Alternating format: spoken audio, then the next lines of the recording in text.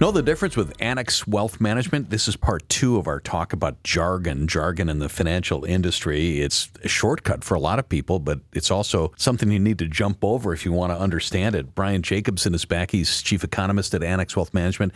Matt Morzy, director of research. We did some easy stuff in our first segment. We're going to get into the hard stuff now. Hang on, folks. Let's talk about hedging. So we really started with the first segment. That was kind of a 101 kind of thing, and I guess this would be 201, taking it to the next level. And hedging, people maybe have heard of hedge funds. Hedge funds don't oftentimes hedge because a hedge is supposed to eliminate risks. Historically, what it really was is you would use different things like derivatives, options, futures contracts to try to eliminate risk. So you can think of it in terms of diversification. The point is to try to reduce risk for a given level of return, whereas a hedge is supposed to eliminate the risk entirely. Supposed to. They don't always work that way. All right, rolling through jargon you might hear more now with current volatility. Let's talk about safe haven assets. Self-explanatory? I think a little bit, but you're really looking for something that people flock to when the news starts to get bad and volatility really picks up a lot. I think the two most popular ones, or the ones you hear about the most, is going to be something like gold and U.S. Treasuries. Gold has kind of that reputation that when everybody starts to get nervous, especially globally, that the price of gold starts to go and people start buying that just in case if the system itself starts to break down, with that assumption that, hey, if I have gold, I will be able to use this later for something else. But again, Which might be a bad assumption. It might be a bad assumption. We talked about liquidity in the last one.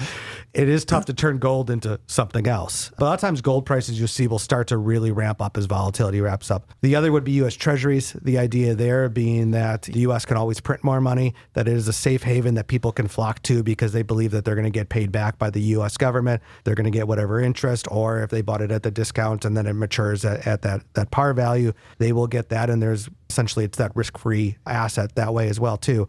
Likewise, cash or CDs, things like that as well, too, that there's a little bit more security built into them. You're going to see people flock to those or those safe haven assets. You'll hear the phrase flight to quality. Is that kind of the same thing? Well, it is. And I like how Matt used the term flocking, because if you think about a flock of birds, right, where do they fly to? And that's the flight to safety, the flight to quality. And what constitutes safety and quality can really change over time, and it depends upon what's going on in the world. I mean, lately, a lot of investors have seen some of the volatility, the ups and downs in the treasury market. And so people have questioned, is that really the safe haven that it used to be? Instead, maybe are they flying to or flocking to a flight to safety instrument like, Swiss francs or Japanese government bonds? What counts as quality really depends on the context. Quality is truly in the eye of the beholder. Going through financial jargon, you'll come across, got a couple more, even though there are many. Let's talk about defensive stocks. Yeah, I kind of break those into, different types of companies that are either going to produce dividends where you're relying on that stream of income.